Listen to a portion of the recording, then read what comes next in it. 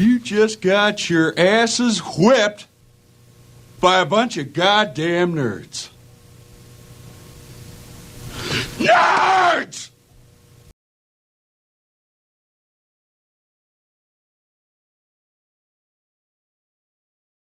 Welcome to another episode of the Nerds Pod, and we are going into uncharted territory, Star Wars, for the first time for us. For Pete, for Co, we want to thank you so much for all the likes, all the subscribes, all the comments, and we ask you to continue that process.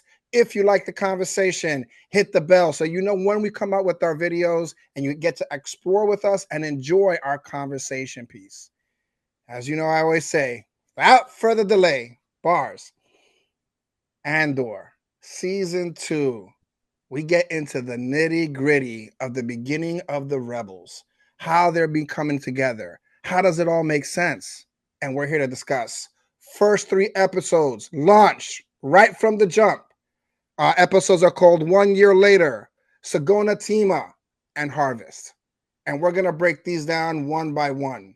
I want to thank you all for taking this journey with us because we began with that 1 year from Andor Season 1.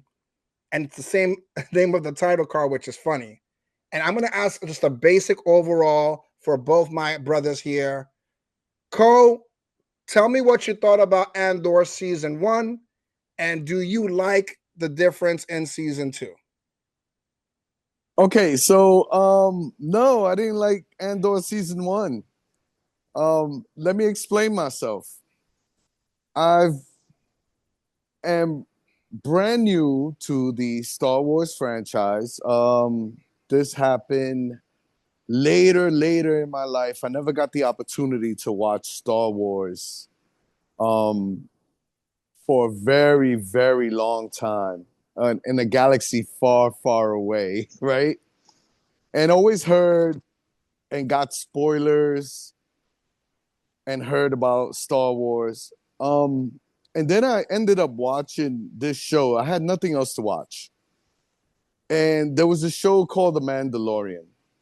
And I decided, oh, you know what? This will be the first Star Wars thing I would ever watch in my life.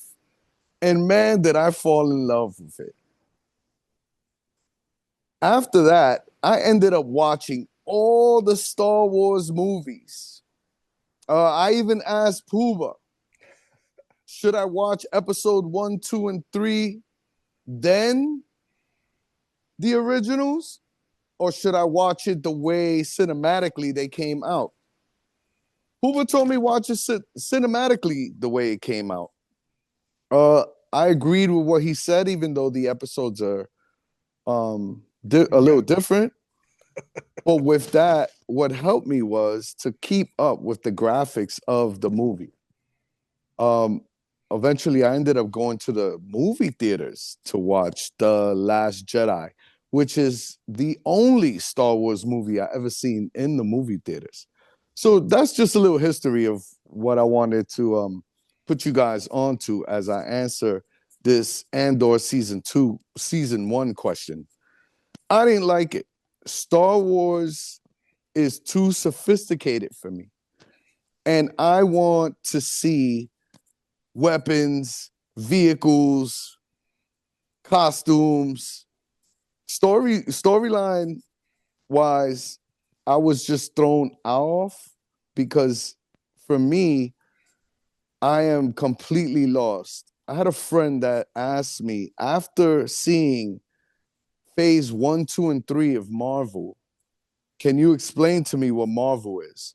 It took me about 7 months and taking my time for him to really understand what the Marvel universe is about.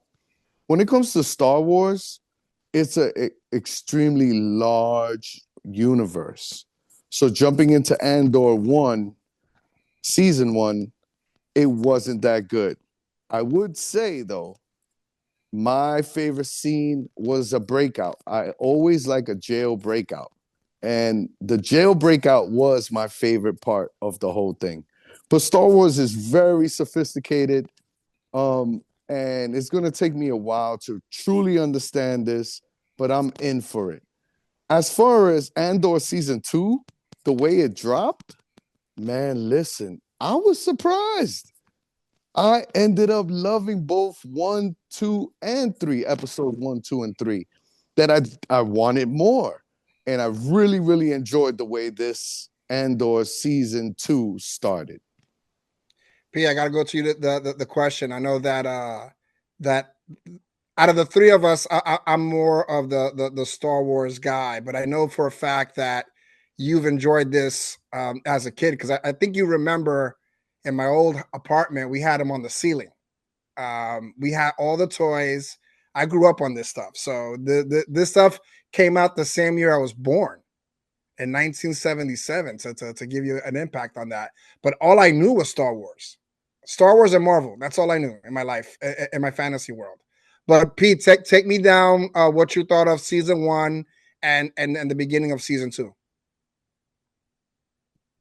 When we first spoke about it, you told me, "Yo, it's a hard watch," which it was. And but you also explained it in a sense where it has to do more with espionage, not what we're used to, which is like what Cole brought up: vehicles, weapons, attire that the different characters have on. So it was definitely a break away from the norm of what you would think Star Wars is. I remember as just like you as a kid, I had was into Star Wars as well. It was around the time, like you said, it was when you were born. Cole and I are a couple years older than you, so 4 or 5 years old. One of the first toys I remember having was Land Speeder. Um, and then, I thought it was cool. It had these three jets in the back, and it had the I guess the gear shift in the middle was cool. Did the hood pop out and you saw the engine? Yes. Yes. It was a sticker. So cool. yeah, I mean, I didn't stick to it the same way you did throughout the years, but I was definitely, I remember seeing it in a drive-in when I was little. But season 1 was a hard watch. The heist and the prison break and the finale definitely saved it for me. Just it was crazy the way it just kind of popped off and how he got in trouble because he got into it with these two dudes at the bar. But now season 2, it got off to a great start, I believe. Still, I spoke to you too about this. The redheaded lady. Still waiting for that to kind of materialize, so I can kind of Mothma. You're gonna have to remember Mothma. Mothma's her name. really understand what's going on. But love the way it started. Andor is in the mix, and I laughed when he stole that ship because I was like, he's crashing it all over the place. He's going backwards, and I'm like, this would be like if I tried to steal this, and I'm trying to drive, and I'm trying to fly this for the first time. That's how I would look. But again, we got some type of vehicle in there because that TIE fighter looked amazing. It's called an interceptor. It's a prototype called an interceptor versus the other TIE fighters that you see. And on that particular scene, and we'll get into it, but it reminded me of when we play zombies and I was on the boat and I had no idea how to drive the boat that I blew it up. So I believe in you. That scene right there took me to when we were playing zombies and I didn't know how to drive the boat. So a boat. But I understood his problems there. All in all, it got off to a great start. Thank God, because again, season 1 was a tough watch. Not saying it was horrible, not saying I didn't like it, but it was a tough watch. I really had to power through it. But this one got off to a better start for me. 100% agree with you guys on everything that you said. Season 2 has a different feel than season 1. And I've said this before in other episodes. Anytime you have to tell a story to have people more grounded on it, it's never easy. It's never the exciting portion of it. But let's get into it. Andor, season 2, 1 year later. They start off with giving us BBY4. And for the people that don't know, BBY means the battle before Yavin. Yavin is the first battle that we see the Death Star get blown up. So your BBY is episode 4 in the movies. So when you see BBY, it's before that battle. This gives Star Wars kind of a gauge to keep track where all the movies and the shows take place. Because the biggest epic portion of Star Wars is the Death Star and the blown up of the first Death Star. So that is BBY. That is that everything after that is after BBY. But I want to explain that to you because they start off with BBY4, and I want to make sure that we all understand and we're on the same page here. But we opened up with what P had said. We opened up with this test model TIE interceptor. We first saw these interceptors in Return of the Jedi. So the first time we saw the interceptors, it was in Return of the Jedi, and they were kind of known for their mobility versus the TIE fighters and defenders that you saw Vader kind of drive in those first movies. But they take us to what they call the sonar test facility. So you know what sonar is in Star Wars. Sonar is not government. So when you saw that interceptor, it wasn't a Empire base. Think of sonar like Lockheed Martin. They actually do as Cole said, the military, the guns, the bombs, the vehicles for a lot of people. You know, they discussed this back in the Clone Wars, the TV series, when Hondo jacked some of their gear because he was a pirate, and they talked about sonar first in the Clone Wars, and they supported the Republic during the Clone Wars. So my conversation now is going to go to Kojak, and there's a quick conversation between Cassian and Mia. Well, who are they? Who is what? Cassian and Mia. Who are them? So Cassian is Andor. Cassian Andor. Okay. And then Mia was the girl that was kind of setting him up to steal the interceptor. Okay, I know what scene we're at. Right. And so Cole, she's scared. All she's known is working for this particular company. Like I said, they're not Empire. They had a different logo and everything. And he's having a conversation. She's shook. She is shook, Daddy. She does not. She said, I've had fun here. I have coworkers here. I'm making a sacrifice. I'm not even sure if this is the right thing. And Cassian has to reassure her, right? Cassian Andor has to reassure her that she's stepping into the circle, he said. Give me a breakdown of what you thought about that. Well, I thought it was cool because, like, that's how it started. We set it off, and it went right into what we needed to. We had your to mic just... go. Oh, there you go. Yeah, your mic was a little off. Gotcha. Come, talk to me now. Testing. 1, 2, 1, you good? 2. You good? Yeah. We good? Okay.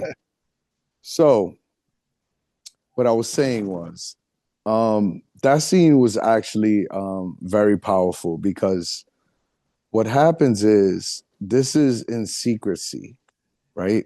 So sometimes this information can't be given out to just everyone. And if there's a greater purpose on what this rebellion is doing, it has to be in secrecy. Sometimes you question your morals.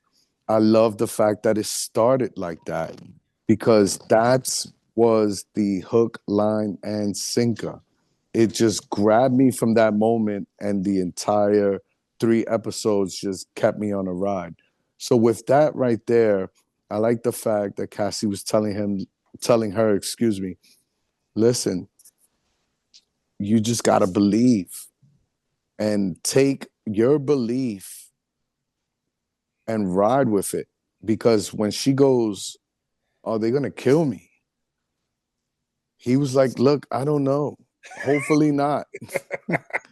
But the truth is that at least understand that you did do something good. We need to stop this. And yeah, again, it was very powerful and pretty cool. Yeah, I loved it because it seems like everyone is making a sacrifice, right? If you remember from season 1, Cassian kind of sacrificed that loot money that he had stashed with his gun in that nice kind of resort that he was at. Mothma, which Pedro calls the redhead, she is sacrificing herself in the Senate, right? And even so much that she sacrificed her own daughter to marriage. So there's a lot of sacrificing, like to what you're saying, Cole, and everybody has to sacrifice something, which makes sense. And that takes us, Pete, to the scene that you were talking about. he walks into the ship, right? And Cassian reminds me of a Han Solo type, right? Where he's a one guy that can do it all in a sense, and is savvy enough to hang out with the scavengers in a sense. But he walked in there, he was he did not know what was left from right. You could immediately, and that's what's great about the acting. Without him saying a word, you already knew he was lost. So take me through that fight scene was amazing as well. That the whole thing with him blasting, using the blaster to get through that. But tell me what you thought about that. He like you said, Han Solo. Yeah, he's always in the mix, and he always, it seems like he always comes out on top. It was weird that he got caught up in season one, and they put him in, they put him in jail where they eventually escaped. But yeah, he eventually, obviously he eventually figured it out, and you saw when he got to his friends, he was already, he was damn near a master at it. Um, but I love the part when he was like, "I've been upside down for 2 days." Yeah, the opening of season 2 opened up with that right there. There was an archway that he blew up and it collapsed on the ships. I thought visually that was dope. Did you enjoy that? Yeah, of course. Listen, the visuals I'm not concerned about. This is, it's Disney, and they have a big cash cow in Star Wars. So they're not, the last thing I'm worried about is them half-assing it. And I'm not surprised at any of the visuals looking amazing. And this is not, and that's, and this goes for this one as well. There is just all, first 3 episodes off the bat, completely different tone for me than season one, which I said I had to power through that one. But no, again, that scene, him learning how to fly that on the fly, it showed and it looked good the way, because they showed it wasn't that he just got in and he already knew what he had to do. It showed that he was struggling with it, but he still made it happen. He still got out. Yeah, I love the fact that they kind of made it a prototype. And I have to ask this secondary question about that episode, about that scene with Ko. Ko, I know, like you said, that while you're learning Star Wars and you're getting into it, did that scene satisfy what you're used to in Star Wars? Yeah, absolutely. It got me to a point where, like I said, I just wanted to continue watching it. Okay, perfect. And Cole, I'm going to go with you with this next question here. We get to Mina Rao. And Mina Rao is that harvest planet where you see them harvesting a lot. And we catch up with the Ferrix people that kind of had to escape from Ferrix. We opened up with Bix dreaming, and she was dreaming about that doctor that was kind of torturing her, right? Did you know it was a dream, or did you think that they were actually found? I had no clue what was going on. So did you remember the doctor? I did not. Okay. No. Yeah. So if you remember, that was the doctor that said that he was strapping her in for her own protection. But if you had no It's idea, the what first was the time dream? that I was introduced to that character. I didn't even know Cassie had a wife. Well, that's not his wife yet. I don't think that they're not. It's definitely a love interest. So I'm gonna give you on that one. It's definitely a love interest. Okay, so when the Imperial soldier was, asking her, she said, "I'm married," or I have a boyfriend. I think she just said that to throw him off. I got that vibe. Guess Yeah. what? Guess what? It threw me off. No, I agree with you. That could have been confusing, but that's where the Cassian's friend came in at the end to kind of rescue her. But yeah, it was definitely uncomfortable when she had to say that one, and two, her saying that she's married. Says, who is she married to? Is she married to the big guy? Is she married to Cassian? I can see where some of the confusion comes in there. But again, so she's still traumatized from what they did to her. Obviously, from there. And then we move to Chandrila, where we have this preparation for the wedding. And then we have Mon Mothma, who's approached by her aide, the guy that was talking about the parking. His name is Amaj Erskine, and he's complaining about the parking. But we actually met him in Star Wars Rebels, and he was with the Ghost Crew who escorted her when she was escaping from the Empire. So again, we get to see who she trusts at the beginning because we kind of know what's going to happen towards the end here. And I actually love that they put that in there. But Pedro, when we see the redhead, Mothma, her childhood friend wants to speak to her, the guy that's called Tay. And she kind of brushes him off, and her focus is on Luthen, who just arrived. Why do you think she's so concerned? Well, she seems distracted because I remember from season 1 that she wasn't, I remember when it was suggested about, that he was going to bring his son, she was like, for what?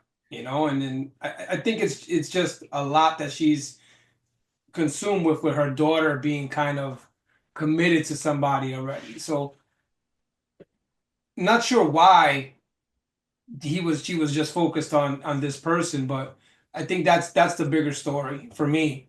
And I remember she said something right before the wedding to her daughter that her mother didn't get to say to her when she got married. So I think she's just really consumed by that aspect of it. I know that she wasn't a fan in the first season of Luthen's tactics. Like she was against the heist because she thought it brought too much attention to them. And so I think some of it has to do with that. And I think they're just on different sides of it where it seems she wants to be more passive. And he's like, no, we got to push this. We have to push this along because there's a scene in Rebels, I believe, where Saw Gerrera, who's a known terrorist for the Rebels, because he's an extremist in that sense, where he tells her, you can't continue being passive about this. You can't fight it on the Empire's terms. They have to fight on our terms. And there was a big fight within the Rebels later down the road because she's passive and Luthen, who works with Saw Gerrera, is more aggressive. So I think they're just on same ideology. Cole says it best, 2 coins. When Cole makes the comment, I think that's where it's at. But Luthen is definitely concerned about Cassian. He hasn't checked in a while. And we get that's when we first get the Imperials landing on, again, Mina Rao, the harvest place, and they're coming into that. And I love this because we're really showing how the Empire is making people feel uncomfortable. And then at the same time, we get Cassian landing on that planet where these rebels are. And I love it because we show that the rebels aren't the Rebel Alliance. Like what we saw in 1977 in episode 4, when they're sitting in their orange jumpsuits with the white vest. We're not there yet. Like we're so far from that right now. I love that we see how these rebel factions are so separate. They're not united at all. Kojak, do you think the rebel cell was right to not trust Cassian as he was landing that plane?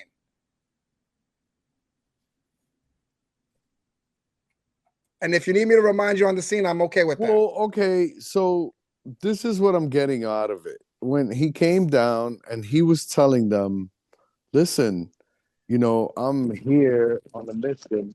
Can't tell you exactly who sent me or what's going on because, like I said earlier, this mission is very secretive.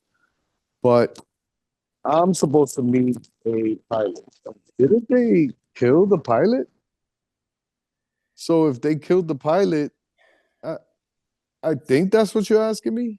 No, what I'm asking is this, right? So you think about these guys, right? They're rebels. They're going against the Empire, right? There's a group of people that are going against the Empire. Who? When Cassian lands the plane, the interceptor, the TIE right, fighter, and then you had he has his hands up. They're like, "Why are you telling us 15 of us? Why are you giving him all that info?" Right. Do you feel like they had a right to not trust him? Of course. And why do you think that? Because he pulled up with a Imperial ship. And he had the uniform on, right? Then they ended up finding the helmet, which, by the way, I love. But yeah, of course not. I mean, of course. Uh, even with all the information that he was Cassian giving was them, saying. yeah. And I get it because again, when you're on the opposite side and you're fighting a bigger foe, it's hard to trust anybody because they would have more connections. So I like your take on that. So we move now again, and Wait, because can I add something? please, Let's talk about. I love the scale of what Star Wars does, and what I mean by that is how large the galaxy is, right? So you get to see a 1 by 16, 1 by 32, 1 by 124. Like when he was walking by the ship, I think it's so dope how I get to really see if that ship actually was made. And using the scale of how tall the human being is next to that ship was so dope to me. I just wanted to say that. no, I agree. The CGI, everything that the tech that they're using on here, I'm hoping that they use it on some other movies where like a Transformers, where you kind of really see a good scale. I guarantee they look so much better now than they did when they first came out. So I agree with you. I love how they did it as well. And props to them since they first came out, because of course, with the technology catching up, you're able to do these kind of visuals. But let's not take away from 1977. It was a great visual then. Yeah, yeah. I mean, the technology now is so different. I love that we're talking about the how it looks and how it feels because I do believe that those scales that you're talking about, Code, tell a lot of the story of how massive this really is. And then now let's move on to the next planet, which they call the Mathling Divide, where the Imperial officer uh, uh, Krennic, who is in Rogue One, is now talking to this council. And from the last season, they're trying to get all these materials, right? So we looked at the jail cell and all the materials, what they're trying to build, all these power sources just to build the Death Star. And one of those sources is on a planet called Gorman.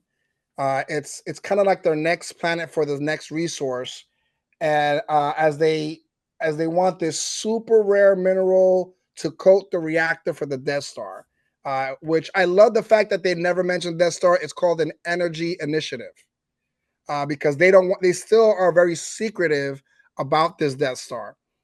Pedro, how'd you feel about Pete? Sorry, how'd you feel about the propaganda team when they were saying that all the stuff that all the rumors that you hear about this were the ones doing it? And it's kind of funny how we look at nowadays a lot of the propaganda, a lot of the fake news that becomes real news sometimes. But how'd you feel about that episode when they were like, yeah, all these rumors, all this stuff that you're hearing about these people, we created that. Well, you're talking about the guy that was in Rogue One, right? Well, I'm talking about the two guys that were talking about the propaganda. They were talking about how the stuff that you know about this planet and all the ways you feel about these people were the ones who started the rumors. In other words, they're going to start these rumors to actually kill this planet off to pull its full resources in. Do you remember that scene?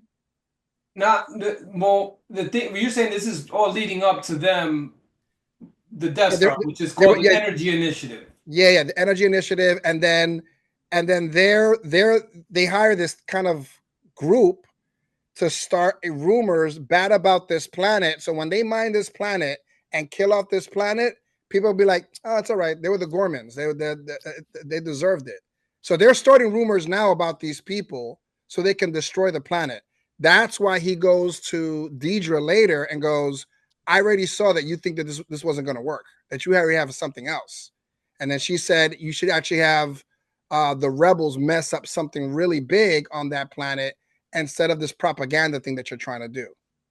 So I do like the fact that, again, you're saying they're not referring to it as the Death Star. It's an energy initiative. I do like the fact that it's building up to something that we already know about, but we're seeing the before. So I get why they're putting out an Andor series because it's telling another story about a character that's involved in the buildup of it. So it's, to me, which is cool because this is a prequel to Rogue One, and Rogue One leads into Episode 4, which is the first Star Wars that was ever in the movies. So I am enjoying that part about this. So it's, you bringing that energy initiative up, and it's not the Death Star as we know it. To me, that's the cool stuff about this type of series to me. Yeah, and it's the same way Mothma, who's a senator, is trying to defend these other planets, right? Because they can't defend themselves from this huge empire. And she mentioned it to her husband, where she said, well, maybe you should invite some Gormans over to see how they really feel about what's going on. And I just love how they do show the different cultures, the planets, the how big this universe is, and it can, like Ko said, it can be overwhelming. Um, it's so far that they're trying to hide what the Death Star is, that the people that made the clones, the what they call Genosians, they killed the whole people off just to keep the Death Star a secret, which is really really amazing. So Cole, But let's stick to that because I want to chime in on that. I have a question for you. I saw badges of red and blue on their jackets, and each one has different ones. Some had red 3, some had red 5, some had blue 2, blue 3, right. So and it the shows one that rank. was and so with the do you know what those ranks are and what's the difference between red and blue and how come some have red and blue? It's like general, captain, just different titles. Do I know the schemes of them? No, off the top of my head, I don't know it. But yeah, it just again more colors, more power in that sense. I like when he said, um, for those that are invited here, whoever's the person that he mentioned, someone else said he's not here, right? He's not invited to this. So this stays between us. I like that scene. And the scene when he spoke to the lady and he was like, come on, don't give me no bull, like you were saying earlier. And she just told him the plan. You could tell she felt a little uncomfortable about telling her the plan because she was quiet the whole time. That was cool too. Yeah, there's a part of me that sees, and her name is Deidre, by the way. I love that scene right there with her and Kenrick. There's a thing about her that I think that she doesn't want to be moved off because she was upset when they moved her to that plan. She wanted to stay on the Axis thing to find out who's kind of like this leader of the rebels on the inside. So And then remember the guy pulled her to the side when they were walking to the building and he tells her, listen, it's a gift. Just take it. You know, you're going to end up ruling this planet and take the resources. Just go with that. I like that storyline. This has been fun for You're talking sure. about the supervisor, right? The one that, yeah, Yeah. yeah. When yeah. he told her, he was like, look, man, just take it. Don't worry about this. But you could tell in her conscience, she's not too happy about it. No, because she wants to find access. I mean, think about how scared she was in Ferrex when they pounded on top of her. She wants to find the guy who's the reason for that. So yeah, I love that you mentioned that. Kojak, I'm gonna go with you on this one. So we go back to the wedding. The daughter runs off crying because she finds that the boy's immature, doesn't want to hold her hand. Um, Mothma kind of runs after her daughter, and basically, do you think when Mothma is saying "I'm sorry" to her, do you think she's saying sorry that you have to go through this, or she's sorry that she's selling her daughter off just to kind of hide her mishaps with the money? I think it's a little bit of both, but that scene right there when she said, "Yeah, you know, my mom was drunk when it was my wedding," and when the daughter looked at her and said, "I wish you were drunk," that one hit. That one hit a lot. Yeah. Um, and there was a great pause, and when she said, "Wait, I gotta go in front," and wiped her tear, it was powerful. It was a really good scene. I personally believe that she's trying to she's trying to make everyone happy. Do what she has to do for the rebellion. And on top of that, keep her daughter safe. So that's why she warned her. She told her, look, anything outside of this room, you shouldn't really take heed to. But the daughter herself was like, look, I want to get married. I want to do this. And again, I thought that scene was so cool when she was like, wait, and got in front of her and wiped her tears. Yeah, that's what I'm going Our with. kids can hurt us more than they know, huh? So we end up season one with the kind of the rebels that capture Cassian fighting each other. Um, when you saw the rebels, of course, throughout the movies, they seem so united, so on this forefront. But at the beginning, to create these rebels, it's not easy, of course. Were you shocked that they were kind of fighting and bickering amongst each other? What are you saying at the end of season one in the funeral? Yeah, yeah, they were bickering with each other because we start off season two with them battling each other. But at the end of season one, they're face to face and they're arguing with each other about what the next steps are. How important is a leader that needs to be there, right? Because it seems like they have no leader at this point. Were you shocked that they were going to battle each other? Well, no, I mean it always seems to happen. I mean, if you go back to Avengers, they were fighting. Thor, Captain America, and Iron Man. They were fighting each other. So we've seen this before with people who end up being on the same team. But before they form that team, there's like you said, there's no leader, so there's no direction. So they don't know who to follow. So they kind of just go off of they just react. So that's pretty much to me what it was. And then later on we'll see that they'll kind of unite because they'll get their leader. But to me that's I'm not wasn't surprised. Again, it's gonna happen before a team is actually formed, before a leader is picked. It's gonna happen. Does mother knoweth that you weareth her drapes? Cool. So then, Avengers. so then we start season two right from that planet where they're on. It's a lot of mist, and then Cassian reminds them to collect water because they're starving. They don't have. They're scarce on food, and Cassian reminds them, "Man, just grab some water." Can you see the difference in how far Cassian is in the sense of a bigger picture? How much of a survivalist he is compared to this young group of rebels? Well, when it comes to age, who knows? Because I felt like these rebels that were on that planet seem a little younger than him, so he might have a little more, wisdom. And it was cool because he kept giving them just good advice. But here's the thing: like everyone doesn't know.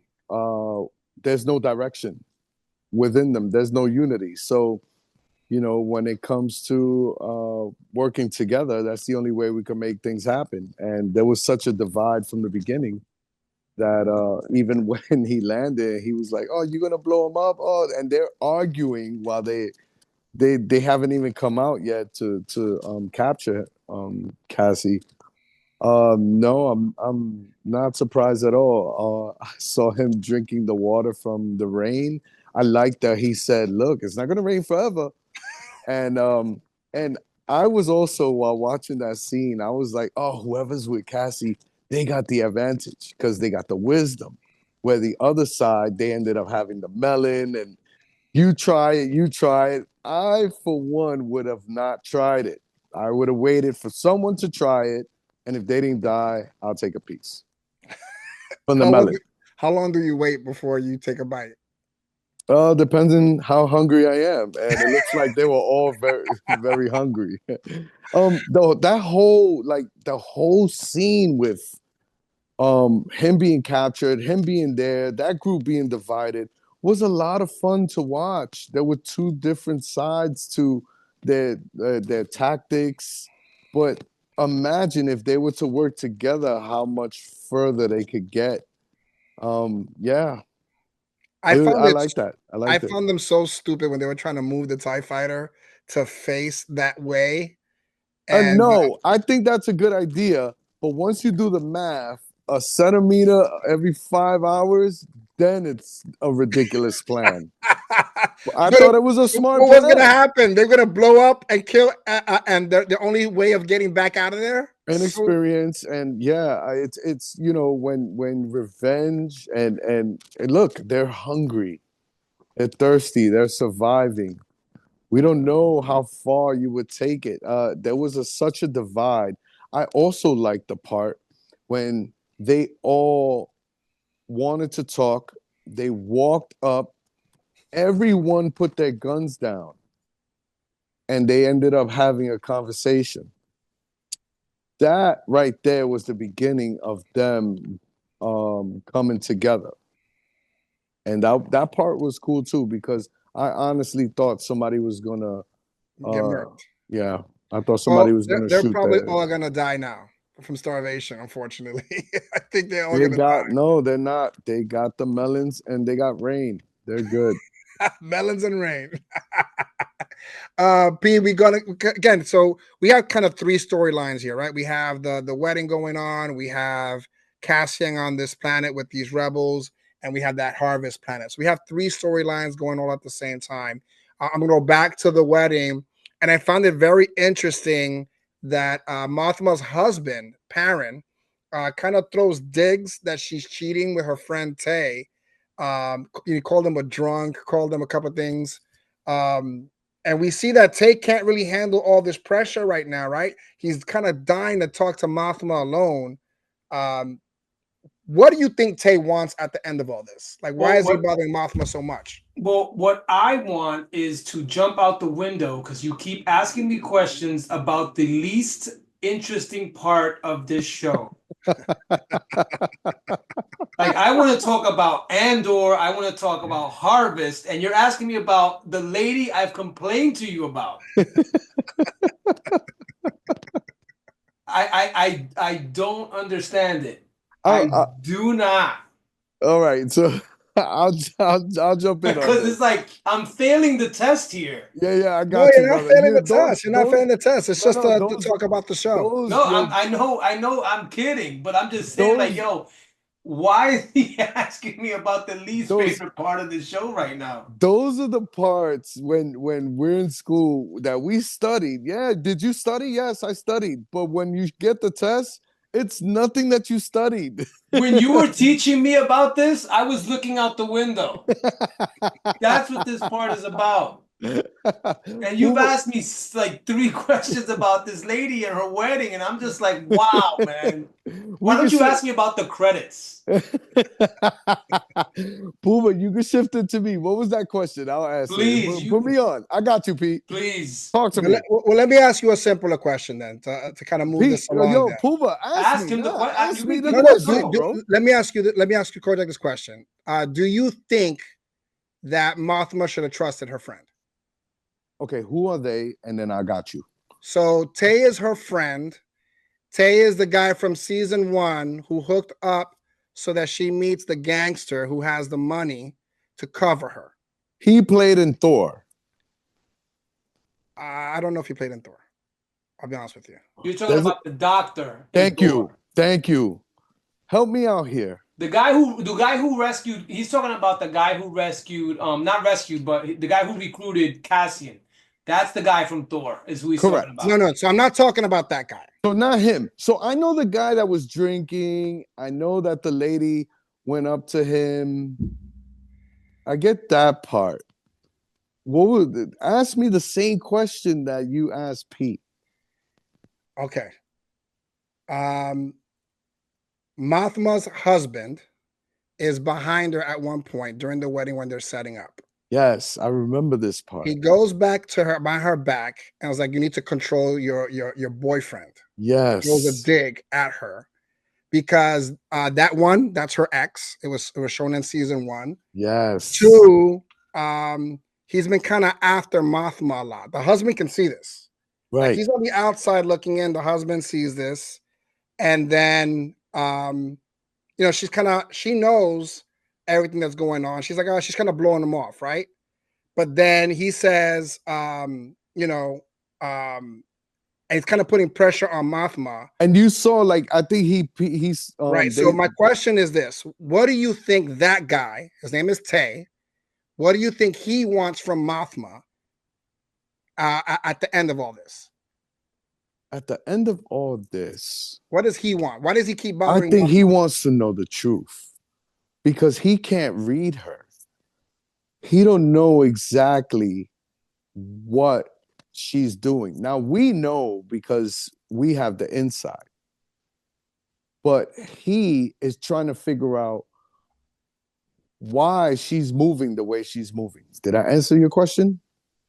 Yes, you did. Yes, you did. Yes, Ah, you did. yeah, I peeped that.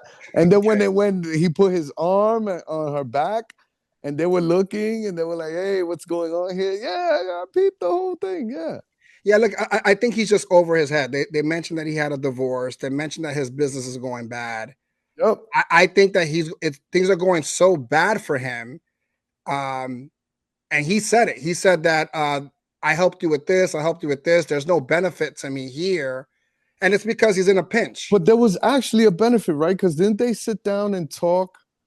They were talking about like, They were talking, but he's right? losing How to money make the now, money. and the money that he's given in to help on the rebellion side, Yes. he's now a risk to Rat. In other words, I think there's a scene Yes. there where Yes. there's a scene there where he's like, I could probably make more money if I rat you guys out than me supporting you on the rebellion side. Right. So that's where he can't go. If he goes to the gangster, which is Luthen's concern, Luthen's concern is if he goes to the gangster to try to get money to kind of pay all his debts, then he's gonna wind up ratting. And the gangster's gonna use that against Mothma at any point in time, which Correct. ends all the rebellion in its entirety. Right. So So he's trying to get the number, right? the number is how much do we have to give him to shut up? Yes. And she's kind of like keeping all the information to herself. I think she knows everything. I think she knows she's trying to figure out what's the best way for her and what she wants to do. So she's actually playing everyone like chess. That's how I see it. I'm on the opposite side of it where I think she's just trying to cover up the holes at this point in time. Her image and what she means to the government and the Senate is at risk of all this. And now she's shook because this guy might speak and kind of again end it all for them. She'll get arrested at that point. So we're gonna go back into season 3 now. We walk into the Luthen's episode 3. yeah, episode 3. Luthen's assistant walks back into the shop because she's trying to find out where the hell Cassian is. Cassian is missing at this point. There's some really cool Easter eggs, and I think that shop hosts so many Easter eggs in season 1 and season 2. Padme, who's Anakin's wife, her headgear is in the shop. They show that. Natalie Portman. Yeah, Natalie Portman. Jedi Master Plak, his mask, he was the one that wore a mask, and he had like kind of like a kind of what's it called, like mesh eyes. He was a Jedi. He had like squiddish hair. His mask was on there. And then from the game, the Star Wars game, Star Killer, his armor was in the shop as well.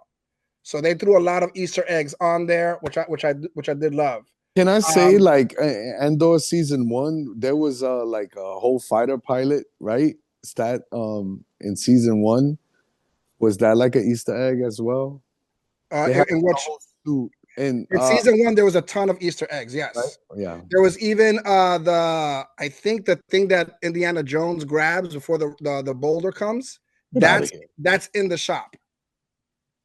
That's Wow. in the shop. That's So pretty cool. Yeah. There's that shop. You got to focus it every time they show it because they show and again, those are the ones I caught. I guarantee you, there's a ton more, but that's what it is. Episode 3, Pete said it. Cassian is in the ship. He's been upside down for 2 days, and then the guy. Did you know, Pete, that the guy was going to turn on them at the end of season? That the guy that was on the planet, kind of supporting them, trying to move into a different section. Yeah, You he did gave not him see the that coming at papers, all. the forged papers. Yeah. No, it sucked, man. Because, What a sucker. It sucked because they were just trying to get by, and then this dude he screwed them over. I mean, I'm not saying I didn't like it for them because it sucked because these are the main these are some of the main characters, and he screwed them over, and then one of them ended up dying, and then what's going on and then what's going on back at their camp. was insane as well, and I had read a story about that too with the actress. That was, this is a first for Star Wars. That's that scene that was taking place, that what was taking place at their camp was just something different for Star Wars. But they felt that it was necessary for the story, and I think it is, being just showing how cruel they can be. You know what I mean? Because they're kind of, the bullies. They're bullying the people on that planet. So, but I didn't expect that. I thought he was, legitimate. Trying to help them out. Yeah, exactly. Uh, yeah, it was sad for the most Mm. part that they had trusted this guy, and in the fourth quarter he kind of turns his back on them. Cole, are you attached to the robot B, the little red one? He's cool. I'm yeah, I'm classic R2D2 all day. Well, I'm gonna take you one more time to the Oh, wedding. Go ahead. I'm sorry, You're but I fine. would say this. I did like the scene where he was playing tag. He was going around saying, Yeah, you're yeah. red, I'm coming for you." That was cute. I'm gonna take you to Coruscant, where Cyril, the guy who was chasing Cassian Andor, and then now has to do a regular job, but now he's booed up with the girl from the Empire. Cyril. His mother, that he was arguing with his mother while he was eating at the table. Okay, yes. Okay, Yes, yes, so yes, I want to yes. talk about that scene. His Okay. his That mother, whole who usually scene. runs him, his mother makes him feel like crap. His mother makes him feel like she does a really good job of that role for some Oh, reason. grow up. but Deidre kind of takes control at the end. She was like, "Oh, you thought I was playing around with you? I'm not. Like, Okay. I run this." So take me through that scene. What you thought? Okay, so first and foremost, when it comes to that OCD stuff, that's wild, you know. I like to see scenes that are very cleansely. Them rocking the silver, matching and everything. And when he walked by, I like that as well, how it looked. When he walked by the plate and he just shift the spoon to make sure everything's legit, I could see why he was doing that, because Mom Dukes is coming. So he opens the door, and every mom is gonna, protect their child, and always check for the boyfriend or the spouse, to make sure that you you're good for my son. Yes, the actress that played the mom, she did a fantastic job, because I I for one was like, I think you can tell you're pushing it. But the scene when she tells him, it's a plan. Wait a minute. I'm sorry. That kind of came off wrong. But it's only because you know how she is. We follow her. We know how she is. The mother's trying to learn her. And when she said, "I don't mean it like that," because it sounds like I have a plan if things don't work out with him and I, but I just want to break this down to you. You're not going to intimidate me or play games with me. I personally believe in real life there have been a lot of couples that have been together that have gone through something exactly like that.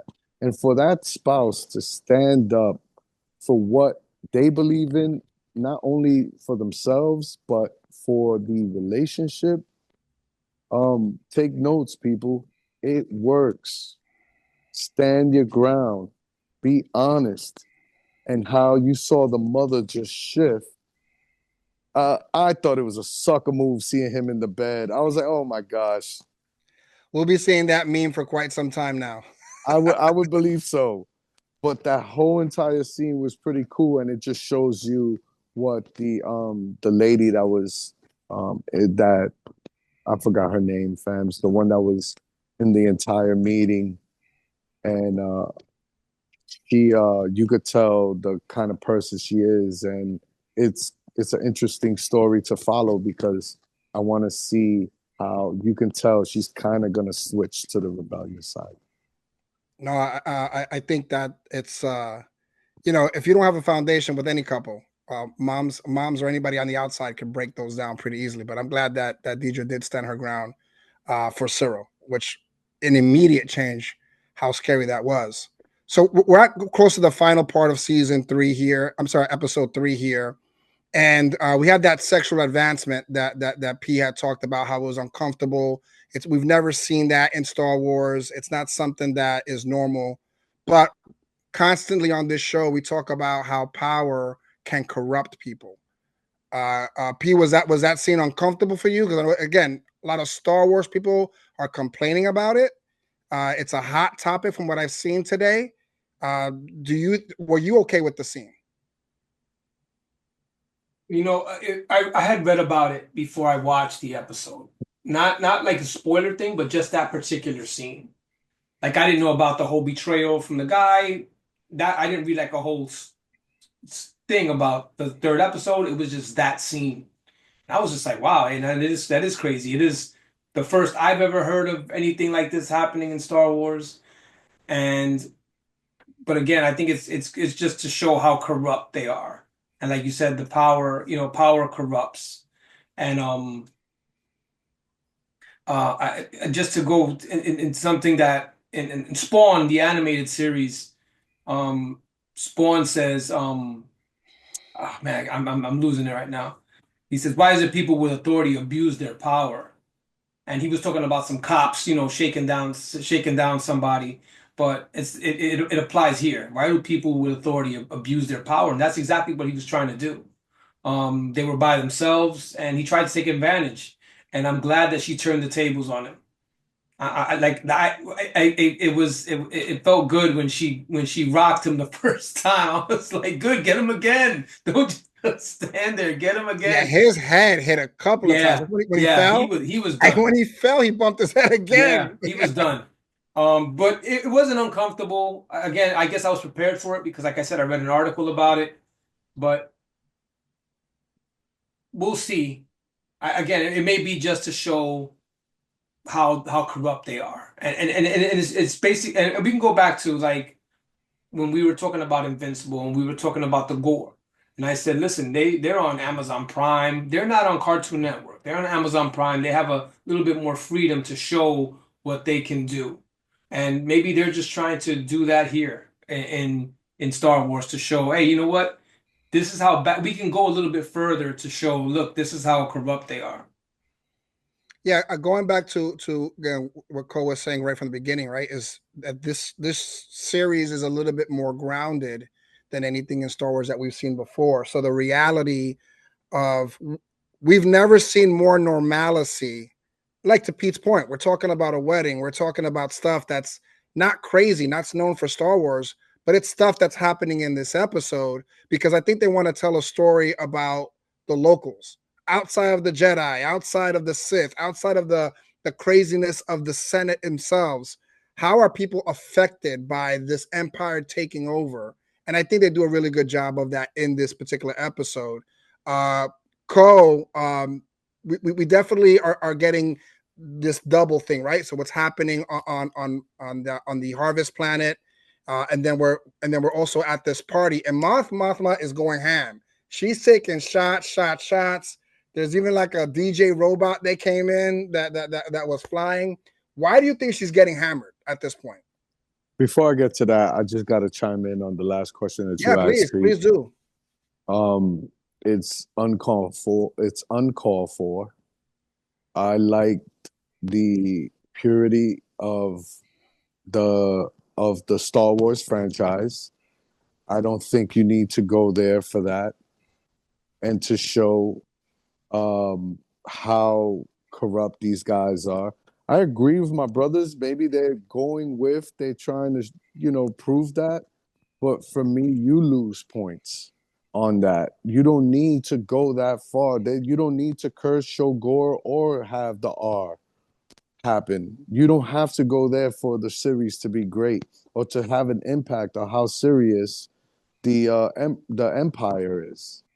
And that's just my opinion on that. Well, let me. Well, if I could just say one thing No, Go please, let's for it. debate this. Let's go. This is, and I agree. It's very, it's a very Touchy. touchy subject. It's not.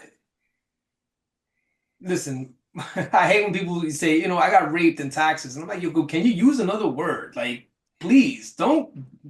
You can say anything else, but not that word. It's just, it's so, it's so permanent. It's not. It's just it's dirty. It's disgusting. And yeah, is it needed? No, but I'm gonna try to play devil's advocate for these people who have a hand in being creative. Like I brought up the guys with the gore, and these guys like to draw that, and they're getting their platform like we have our platform. If they have their platform to do so and say, look, I want to do something that Justice League on Cartoon Network didn't do. And you know what? If we choose to watch it, this is what we got. We kind of got to deal with it. I'm not saying it's okay. Again, I'm super uncomfortable with just the word being used to describe something. Like, Because yo, she said it. He tried to rape me. yeah, she said it. And again, this was and again, I was prepared for it because I read an article about it. Just that scene. But did I hear that they were getting a lot of flack for it? No, but it must be a hot topic being that I read an article just about this one thing. But again, I'm not saying it's okay, but it's just it's like I said before, when I'm watching something and you see gore, you say, okay, well, I'm prepared for it now. When I saw this, again, I was prepared for it. I was a little thrown back because this is a first. This is a first, and it could have been done. They didn't. I don't think they needed to. I guess they're trying to show how corrupt they are, but did they need it? No, because I think we already know how corrupt they are. But it's a first, man. We're witnessing something different, and maybe they're trying to push the envelope to get these subs, but it's what it is. This is the time we live in. A lot of people don't like when shows go woke. It's kind of the same thing to me. It's just No, it could be, there's a thin line on that. There's a yeah. very thin line on that, and I do believe they didn't cross it because they didn't show anything of that nature, like her shirt being ripped off or things of that nature. And again, they showed that you can defend yourself. Pick up the nearest thing near you, whack them in the head with it. You can defend yourself. You don't have to take that type of thing as well. So there is a little bit of light on the tunnel because she didn't get raped, but there was an attempt at it. The And the word being there was, to me, was just like, whoa. They yeah, like because she was pleading on that guy's humanity. Like, yo, like, can you help me here? Yet you're shooting inside of my house, or you're threatening to shoot inside my house, and I'm telling you what just happened. So there's little humanity left within the empire at the beginning, at least. Because again, I don't think that the emperor or the heads of the guys are even stand for this stuff, right? That's not what they're about. They're about fear. They keep mentioning fear, which of course powers the Sith. I'm going to move from this topic because I love this topic and I think we could talk all night about this. But I'll answer your question. go. So the thing is, right? You ever went to a party? Sometimes, you know, you couldn't find parking. It took you forever to get there. The bills are due. You have all these problems going on. And then you go to the party, and for some reason, you drink the night away, you dance the night away, and you take that opportunity stay, just to be free, just for a couple of hours. And I think that's why she was dancing and drinking and just letting go, because sometimes you got to let go so that way you could come back and refocus. I think she got hammered because she didn't want to deal with the fact that she knew that Luthen had to kill Tay because she's so non-violent. She wants again that thing. But when they were talking at the end there, and she goes, "What are you saying?" And he kind of made it seem like ignorance is bliss. Stay that way. I'm going to take care of us. You stay ignorant. You know what has to happen now, and that's why the killer was his agent that drove him off. He's dead. Are we in agreement with this?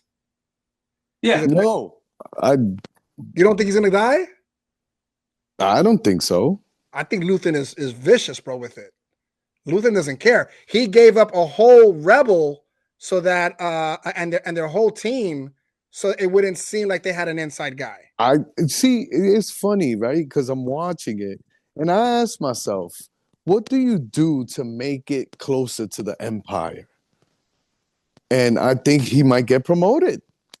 That's just me. He's not going to get a chance to tell the Empire. That's what I'm saying. Okay. He's going to get murked, I think, Gotcha. in my opinion.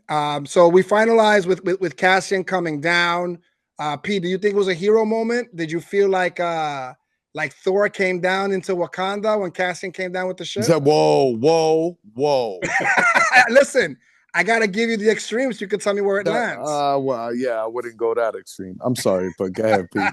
My bad, Pete. Well, yeah, you saw my reaction too. Like, slow down. Yeah. And me finally it was just more like, oh my God, finally he's gonna get there. Unfortunately, it was too late because his friend died. The one, it's That sucks. it's sad. Yeah, it's sad. Because again, it was emotional in the sense because of the scene we just talked about was going back over there. He's getting ambushed because this guy freaking, set him up. And then you're kind of hoping this guy gets there in time. And I thought he did because he got away and they were shooting at him. But he didn't make it in time. And that sucks. But was glad he finally met up back with them and they left. But yeah, they did lose somebody, unfortunately. Were you happy about the moment when you saw the plane come through? Well, yeah, of course. But then it kind of like came crashing down because this guy died.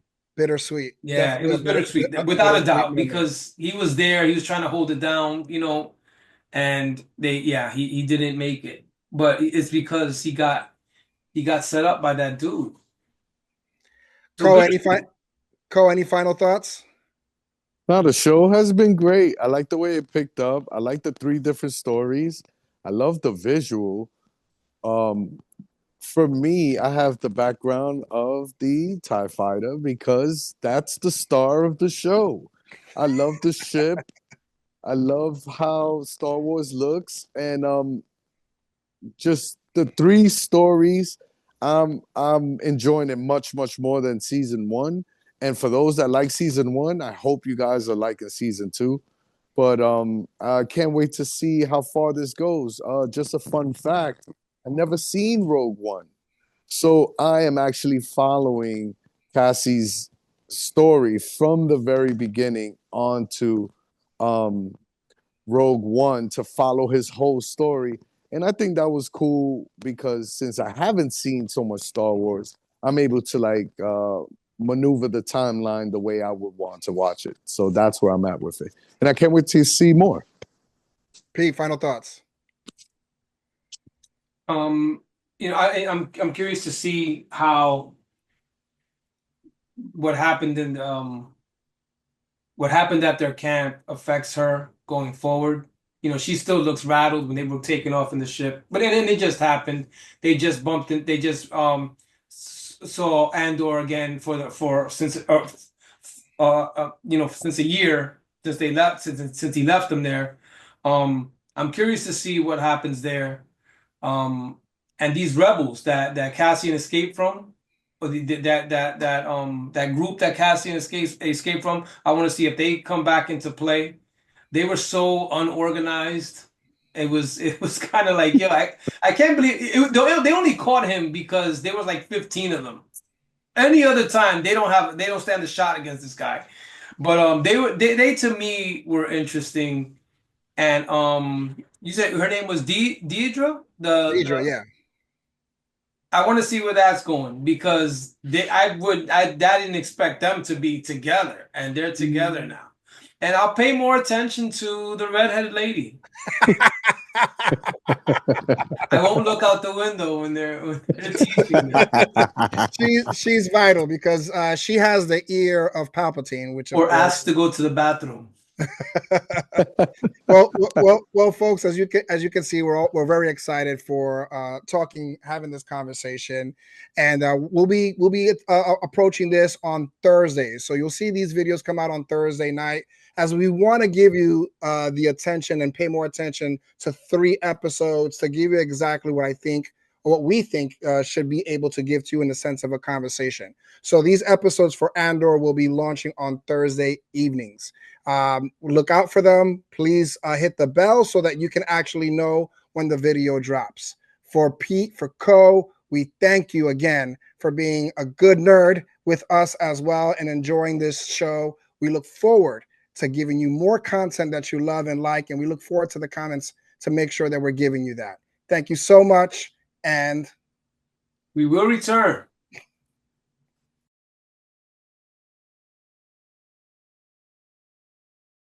The worst episode ever.